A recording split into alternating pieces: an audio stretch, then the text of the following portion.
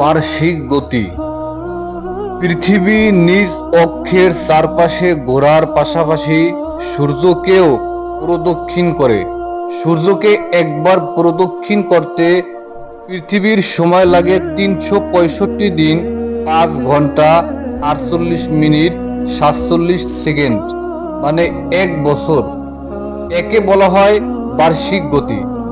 পবিত্র কুরআন শরীফে বার্ষিক গতি নিয়ে কথা বলেছে 1400 বছর আগেই।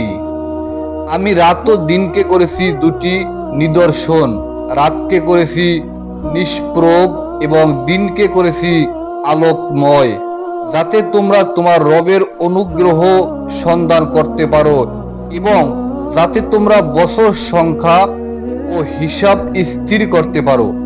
এবং আমি সবকিছু বিশদভাবে বর্ণনা করেছি। সূরা বনী ইসরাঈল আয়াত 12। নিশ্চয়ই আকাশমণ্ডলী ও পৃথিবী সৃষ্টির দিন থেকে আল্লাহর বিধানে গণনার জন্য মাস 12টি। সূরা তাওবাহ আয়াত 36।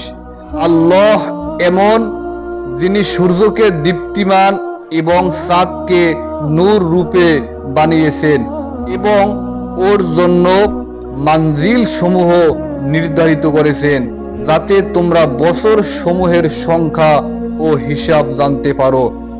আল্লাহ এইসব বস্তু অযথা সৃষ্টি করেননি, তিনি এই প্রমাণ সমূহ বিশদভাবে বর্ণনা করেছেন ওইসব লোকের জন্য যারা জ্ঞানবান।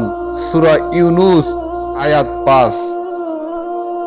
কুরআনের এইসব বৈজ্ঞানিক তথ্যগুলো আমরা মুসলিমরা জানিই না।